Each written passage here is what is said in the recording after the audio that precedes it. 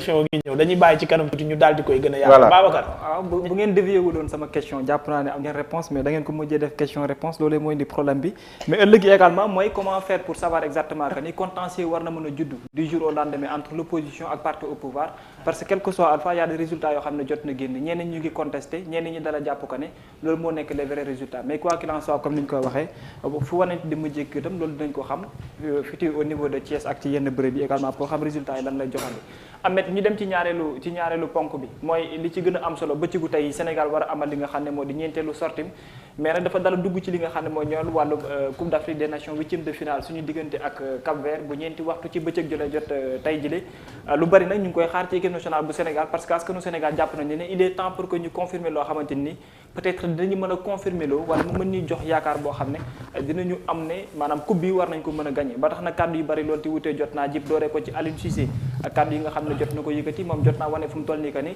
maanaam réaction bi nga xam ne moom la Sénégal yi di xaar ci équipe nationale bu Sénégal jàpp na ne dina am ni ki tey jëlee ñenn nañu aussi ku ci mel ni bokkoon na ci li nga xam ne moo di équipe nationale bu Sénégal jot naa artu mu jàpp ne faaw gaa ñi dala wane loo xamante ni daal lu fës lay dën pour que nit ñi tam mën a dundee li nga xam ne moo di yaakaar mais tey ji est-ce que carrément mënees na jàpp ci équipe nationale bu Sénégal li mu jot a fournir ci match de poule que ne dina prouver loo xamante ni nii daanaka luy joxe yaakaar la mooy ñëwal li nga xam ne moo di victoire finale ba bu ñu xoolee bu baax ne jot naa retrouver lépp loo xam ne moo bokkoon ci effectif am te en plus jot nañu am benn temps de repos bi pour créer wàlle benn jeu collectif depuis presque ñu door ba ndégée ni Ahmed. waaw am nañ une semaine de am nañ ayu bés goo xamante ne nii ñoom noppalu ko nañ ko préparé nañ ci toggaat ci mbir yi blessé yi gën nañ ñëwaat mise en train bi jaar na yoon ñoom ñoo ko wax li askan wi yëpp di laaj c'est-à-dire moom mooy ñu yeewi ñu loolu la askan wi yëpp di laaj ci équipe nationale yow noo ko jàngatee. maanaam da ngaa bëgg daal équipe nationale yeewi askan wi ni yeewi askan wi yeewee askanu Sénégal. waaw loolu daal la sénégalais yi wax. waaw bu dee c'est dans ce. en fait ñoom seen jéng bi sax dafa yàgg. waaw jéng bi nag daa yàgg bu Macky bi sax c'est moins de 15 ans mais ñoom seen jéng bi boobu léegi mu mat 50 ans. parce que ñu jénguñu rek ci Coupe d'Afrique. man damaa jàpp ne wax dëgg neex yàlla nag bu ñu góorgóorloo war nañ cee mën a génn. parce que man dafa am match boo xamante ne dafa ma marqué démb muy match Comores ak Cameroun. équipe bi 7 minutes lañ jëlee rouge ba pare seen ki góolu ba fin du match bi joueur la. joueur de champ latéral droit moom moo góol ba fin du match 2-1 lañ leen mujjee dóor mais ñoo Cameroun yi ba da ngay xam ne ñii seen engagement. loolu nga gisul équipe nationale du Sénégal pour le moment. exactement ñun loolu la ñu gisul suñu équipe nationale bi ñoo xamante ne vraiment wane nañ hargne bi nga xamante ne la ñuy xaar ci ñoom nekkaguñ ay gaynde buñ dee waxante dëgg rek li ñuy xaar ci ñoom. nekkagul lii mais loolu aussi buñ demee ba ci biir man du ma dugg ci ay affaire de tactique parce que loolu c'est une autre question mais li wér te wóor mooy. damay dégg nit ñi di wax naan nous avons une bonne défense parce que encaissé guñu but. waaye ñun dugaluñ but ci ñun ci fait de jeu maanaam penalty lañ dugalee mais en cours de jeu dugaluñ ci benn but. te nag mënuloo gagner ñun dañoo bëgg di gagner di demee noonu ba ñu dugal penalty wala comme ça non mënut a nekk noonu. alors man bëggoon naa xam. topp par rapport ak li nga xam moom moo nekk tey jii tolluwaay équipe bi ndax mënuñ li jafe-jafe yi muy jànkoonteel nii. comportement yenn si njiit yu nekk ci wàllum sport taxul mu mel ni mel ndax bu ñu jëlee ci biir CAN bi nii ñu ngi gis le ministre des sports Matar Ba mu nga ca Fatick di campagne Abdoulaye Seydou Sow mu nga ca Kaffrine Augustin mu nga ca Gorée est-ce que aussi équipe bu war a mën a jël ndam wala équipe bu nga war na mën a am benn position bi ci biir Afrique wane leadership am ay jiitam war nañu mën a comportement yi nga xam nga loolu ko jur gis nga d'abord politique bi dañ ko defee noo xamante ne dafa sut lépp loo xamante ne moom moo waroon déterminer suñu souveraineté ak légitimité. te loolu baaxul. muy bi si njëkk maanaam ñoom dañoo jël politique bi mu tiim suñu sport bi. mooy li nga xam ne moom lañu gis ci CAN bi beneen bi te loolu bokk na ci ñun aussi li ñuy xeex et j'espère que nit ñi dinañ ko comprendre nekk ministre des sports. wala nekk ministre. woo waratuloo sax bokk ci ay élections locales. daa am lu ñu la dénk lu ko gën a diis ñun li ñuy yóotu mooy ministre yoonam nekkul ci élection locale. waaw mënuñu laa dénk nag lu toll nii ab sport bu dëkk. waaw ngay xëccoo ab gox-goxaan. ba pare gox-goxaan boobu tax maanaam ci xel maanaam li ñu la dénk dafa ëpp solo ëpp dayo ëpp njariñ pour ñëpp lu ñu mën a bokk que benn ruq nag. xam nga lii lu muy boo ci doon ñëwaat mi ngi mel ni tey jii nii ñu ne ci wàllum koom. adduna yi ñu ngi jongante pour xool ku ci nekk lañ lay jox. suñu ministre bi nga xamante ne moo yor wàllum koom war a dem élection yii tax ci genn gox mu toog. ñu wàcc seen cër. lii mooy problème bi ñu am Sénégal. mais benn côté nag seen ñàkk dem ci équipe nationale. waaw wax dëgg yàlla ngëneel la selon information yi ma fa jot.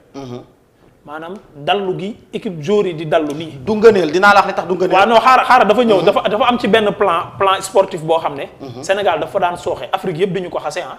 man xam naa benn Tchadien boo xam ne journaliste sportif bu mag la biir Tchad dafa ma daan wax seen équipe nationale bi du mës a gagné tant que seen hôtel yi organisé woo leen ko seen joueurs yi di mën a tëdd heure di mën a noppal ministères yi. seen délégation yi délégation fédération ñëpp ci hôtel bi pëcc xóob bi dugg beeg génn bi yenn yi bëgguma ko tudd parce que ay xibaar rek lañ ci am jigéen ñi dugg beeg génn bi mais nee nañ cette fois-ci li am foofu noonu mooy que délégation bu restreinte moo fa nekk. dugg bi bëriwul génn bi bëriwul jour yi teel a reer. teel a tëdd. te ragal naa nag délégation yi war a dem fekk leen bu ñu demee. la daan xew dana xewaat après jour yi du ñu am repos bu doy bu compétition bi gënee yàgg. du ñu mën a gérer li nga xamante ni moom mooy. il y a que 5 te feeñ na si suñu kaan yu bari. équipe nationale yi. yi nga xamante ne ce sont des équipes vraiment très sérieuses. dañuy am délégation yu baax mais xam nga li nga wax yépp xam nga fan la problème bi nekkee. problème d'organisation problème mu discipline. maanaam même dans ces délégations là ñi nga xamante ne ñoom ñooy des autorités politiques war leen a accompagner war a être très disciplinés ñoom ñu yam dal waruñoo sax bokk hôtel. tellement pour war a gérer wala bu ñu. dañ fay jaabante du ñu bokk hôtel mais dañ fay jaabante di dem di ñëw. warta nekk yoon. léegi nag foofu am nekk une délégation sénégalaise dem pour les soutenir wan leen ne ñoo ngi fi problème bu war a am. ñu remonter ko régler ko sur le champ moi j'approuve mais xam nga lan moo dul yoon.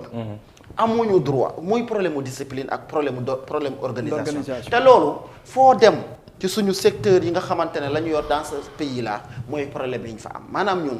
il faudrait que l'on repense notre modèle organisationnel. politique bi tam moom mën nañu wax ni moom mooy problème bi à chaque fois fépp fu ñu dem au lieu que ñu dem jiital li nga xamante ni moom moo ñu fa yóbbu mais politique bi. moom moo koy jiitu te li koy indiwaat chaque jour moom moo di mettre les hommes qu'il faut à la place qu'il faut kenn ku ci nekk booy dem yóbbaale sa mbooloo dajaloo cakkaay bi tamit na fa xuus chaque jour on répète les mêmes erreurs. xoolal vidéo yi te duñ ci jàng. ay joueurs yu dem pour accompagner équipe bi dem ci ay boîte de nuit di fa fecc di noos. jox nañ seen explication également. vraiment donc mais est-ce que ça def ñoom tam waruñu responsable comme ay magum jëmm lañ ba dem bay compétir. xam nga joueurs yi nga xamante ne dañuy jël man danañ la expliquer benn boo j'essaie parfois d'entrer dans l'esprit du sportif ñoom parce que lii fële du fii le plus souvent parce que seen dëkk yële en fait da ngay nekk foo xamante ne club la certes dina am harmonie mais nekkaloo fa ak say compatriotes ba foofu liggéey bi sedd bi nekkul saa su ne ngay mën a génn dem entraînement jouer ñëw dafay metti boobu ñoom bu ñu dajee fii le plus souvent moment la boo xamante ne de retrouvailles et d'entente léegi nag dans ces moments de retrouvailles et d'entente mën nañu ne bàyyi ñu toog waxtaan kafre mais génn di dem parce que ak virus bi fi mu toll nii duñ noppalu comme il se doit man loolu laa ne du dëgg du yoon gis nga am na 2019 non su ma juumulee coupe d'Europe bi passé la effectivement bi France perte 15 jours après il y a des journalistes sportifs qui se sont interrogés ci temps de repos wu jour yi xool ba xam jour yi amuñ fu ñu jour sàngam génnuñu woon ou bien à 72 heures ou 48 heures de match est-ce que génnuñu loolu yëpp rek pour que parce que moom moo war a déterminer résultat yi nga xamante ne la ñu war a am léegi nag. entraîneur bi ñu ngi koy souvent ŋaññi. entraîneur bi yow bokk ci ñi koy ŋaññi. boo xam man damay suivre sport. man damay suivre lool sport. man dama bokk ci ñi jàpp ne. entraîneur bi ba mu fi waree jógee dafa yàgg. pourquoi parce que depuis 7 ans mi ngi fi. defagul ay prouesse. boo nee defagul ay prouesse ñi nee nañ non dem na fi final CAN. mais li mu am koy atteindre final lañ ko waxoon dem na final. mais loolooy problème bi moom mooy loolu mooy problème bi xam nga lu tax. parce que li ñu am ci joueur qualité joueur yi ñu am. en individualité. déglu bu baax li ma lay wax. en individualité construire wu ko ci jeu boo xamante ne day am fluidité day huilé ba Sénégal bu joué nga ne acam doom ñii kat ñi ngi teg bal bi. comme ni ko xëy di waxee amu fi. amuñu projet de jeu. boo xoolee loolu mooy suñu problème déglul baax match tay di nga ko ci gis pour war ne leen équipe nationale bi chaque fois seen jeu c'est toujours la même chose football dafa am na muy yoon soit défenseur yi xam naa dinañ ne waa Sadi Top xanaa moom dafay kii sport bi. défenseurs yi souvent ñoom ñooy am link ak milieu terrain wala ak latéraux yi nga xamante ne ñoom ñooy avancer ak milieu terrain yi souvent sa bal bi mais ñun dañuy jël souvent li nga xamante ne moom mooy. mooy problème li tubaab naan sortie de balle dañu am problème mu sortie de balle. exactement dañuy jël le milieu terrain te bu ñu jaaree le plus souvent ci digg bi foofu la mbir ya nekkee mais Aliou Cissé amul projet de jeu loolu suñu problème. d'accord équipe boo xamante ne xool leen li ñu am ñun ci ay individualité si ba tey jii nii ñun amaguñu lu ñu mën a wax ni benn but sur un fait de jeu donc y a problème dañ leen waxante dëgg. espérons que problème yooyu nag trois matchs 6 tirs cadrés en 3 matchs. balaa ñuy wax waxu bii wala waxu nangam c'est-à-dire tir cadré yu bari sax mënuñu koo am. Cap-Vert tey nga foog ne yéen am ngeen yaakaar ci Cap-Vert tey. non je pense que nag wax dëgg yàlla nag Cap-Vert. mais xanaa li ma dégg ñoo intoxication bi leen dal ba seen joueurs yi duñ football affaire yooyu noonu xanaa loolu dégg naa 8 joueurs am dañu am non même bu ñu matoon donc Cap-Vert ak Sénégal moom y a même pas photo. donc à chaque fois histoire aussi à chaque fois ñuy tase bu am ci Cap-Vert xanaa bu ñu jàllee ci Cap-Vert dem feneen waaw baax na yéen de Sénégal Cap-Vert ay Babacar sur ces 8 derniers matchs yi mu am défaite bi mujjee am Sénégal moo ko dóor ñu ngi fàttaliku bi ñu doon amal fii ci diwaanu Thiès. mais problème bi mooy day jouer ak 5 défenseurs. très souvent. tey Sénégal dafa am problème ak bloc bas. donc tey jii ban tactique de jeu moom la Aliou Cissé di àbb encore posé woon nañ question boobu ak Guinée. amoon nañ ci échec presque boo ko xoolee les requins bleus également même chemin bi moom la ñuy àbb est-ce que tey dina mën a résoudre li nga xamante ni moo di daal di tas bloc bas bi nga xam ne moom la Cap-Vert di jouer ak 5 défenseurs yi loolu aussi c'est une autre question qu'il faut se poser mais également un jeune boo xamante ni ku jar a bàyyi xel la suñu diggante ak ñoom moo di Gary Rodriguez Ahmed aussi. Rodriguez sant boobu moom souvent dañuy neex xel. Ahmed bu ñu bokk dañ yàlla cee baax dem. fan zone yi xanaa duñ ko yemale fii de xanaa. donc yàlla baax na. gars yi de bu ñu demee final. campagne ba ñu ngi doon fan zone koo gis bu fan zone.